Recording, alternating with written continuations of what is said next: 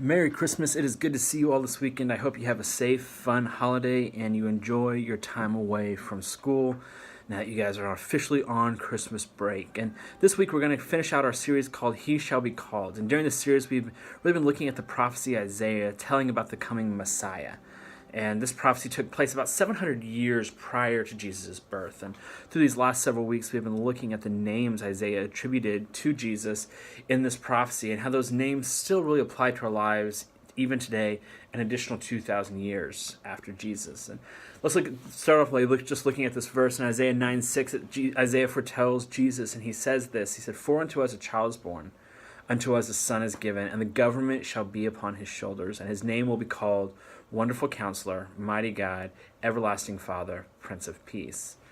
And we started off this series by looking at the term Wonderful Counselor and how Jesus acts as an advisor to us and speaks to the places of hurt and brokenness in our lives. And in the book of Romans, Paul says that Jesus acts as our great high priest, the one who goes to God on our behalf. And he does that because he can relate to all of our experiences, all of our hurts, all of our brokenness. In sending the Holy Spirit, God provided really this personal comforter and counselor that was available to each one of us. 2 weeks ago, we looked at Jesus as the mighty God, the God who really is bigger than all of our needs and who is a victorious warrior, bringing and being present on our behalf and bigger than any obstacle that we could face. And finally, last week, we looked at Jesus as the everlasting Father, the perfect Father that loves us in a radical way, demonstrating the way that we are to love others radically and how he really adopts us into the family as children. This week we enter the final week of our series, and I want to take a couple minutes and just look at this final name of Jesus, the Prince of Peace. And if there are any of the names that has a significant impact on our lives today, I would say it starts with this one. Several years ago when my son was born, it was probably the most stressful seasons of my life. My wife and I had been married for about 5 years, and we were excited about having our first child. We had the name picked out and the room all set up, and we were completely terrified at being responsible for another human being. Then a couple of weeks before Kai was supposed to be born, my wife started having some contractions, and we didn't know what was going on, but we went to the hospital just to check it out, just so we wouldn't worry about it. And while we were there, they had mentioned that Kai was upside down. He was breech, and while she wasn't in active labor, they still wanted to try to push him and see if he would turn into the right position. And since we were at the hospital, they went ahead and did an epidural so she wouldn't feel any of the pressure, and see just that would help the process and help whenever he does go into birth to position in the right way. And while we were in the room for the procedure, there was a complication, and they ended up having to do an emergency C-section and pull Kai out. They rushed me out of the room, and the last thing I heard was them calling for a crash cart for my wife, and those were the longest 5 to 10 minutes of my life. And when I came back in the room, they really wouldn't tell me anything about Anna, who was off to one side, and they let me see my son, and they told me they were going to have to take him to NICU because his oxygen levels just weren't staying up. And finally, they told me everything was under control with Anna, but we still had a long road for my son, Kyron. We spent the next 2 weeks in the NICU with Kai, and during that time, there just wasn't a whole lot of peace. And every little thing kept us up at night, every sound, every nurse visit, everything seemed so major. And looking back at it now, some of those things seem minor because we know the outcome, but at the time, there really wasn't any peace at all. And for many of us, I think the definition of peace would simply be the absence of conflict, right? Peace would be that we would never have any issues, never have any conflict. But that's not reality, is it? We're all going to face struggles, and we all are going to have different types of conflict. And there are a lot of things that, at the end of the day, can steal our peace. The truth is, as we interact with people around us, there's going to be conflict. We interact with the world around us, there's going to be conflict. As life happens and we progress, things happen, and at times it might even seem our whole world is falling apart. Things impact the way we see the world, and stuff can steal our peace and make us really worry and make us insecure about a future. All the things like tests and expectations and stress and friends and school and sports and parents and demands on our time and technology and all the more can cause us to lose our peace, to be worried or to be fearful. In fact, as we look at the life and teachings of Jesus, we find there were numerous times that he promised his followers that not only would we not have necessarily peace as the world would define it, but there'd be seasons where we would have tensions and we would have trials, and that his prayer for us would be that we would maintain peace in the midst of those trials. So peace, therefore, can't be the absence of those trials. As the people that were waiting for the Messiah, the one that would deliver them, they in many ways were waiting for the one that would take away all their pain, take away all the bad that came in life, take away all the tension, and bring the peace that they were looking for. However, Jesus came and said that it wasn't really about the absence of that tension, but what we would do with those tensions, moments of tension in our life.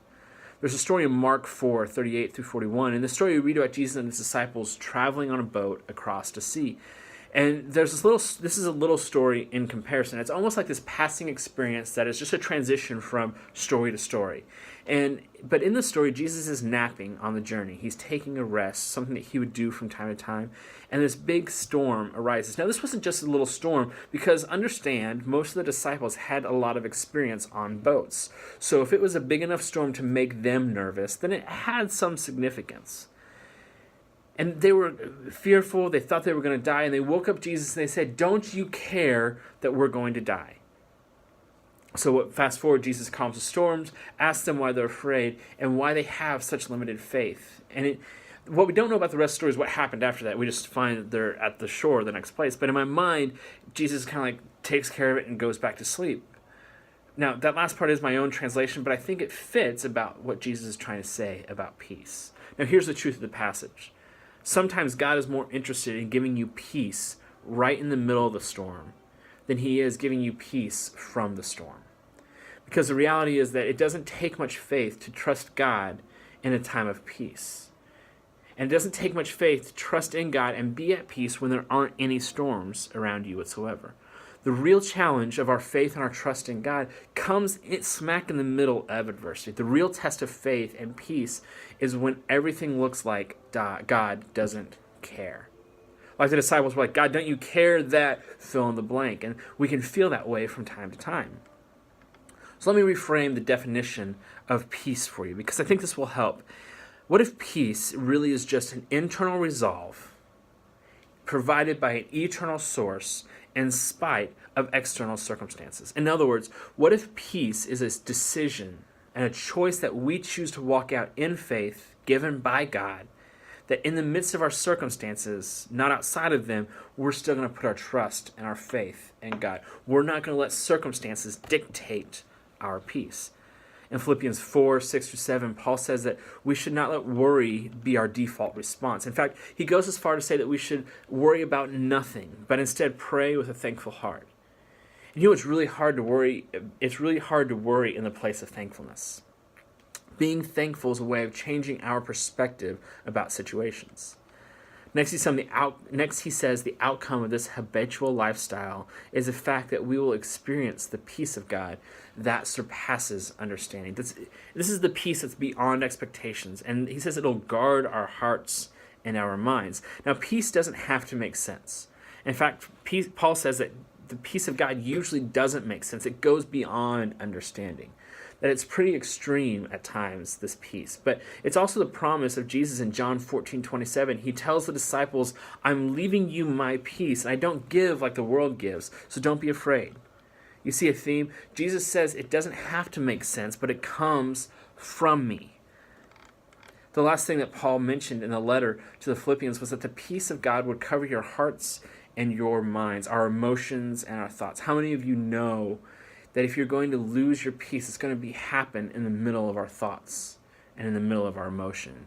And Jesus said that he wants to meet you in those places. He wants to be the one to guard your thoughts and your emotions and bring you peace in the places that don't make sense in your life. He wants to reign in peace in your life. Because at the end of the day, the offering that God gives us is that he does offer us peace, not tied to circumstantial outcome. So this week, think about places in your life where peace may not be your default. What places do you feel like God has forgotten about you completely? Take a couple moments and invite God to be the one to guard your peace in those places. Thanks for being with us, and we hope to see you again. Hope to see you guys next week. Merry Christmas.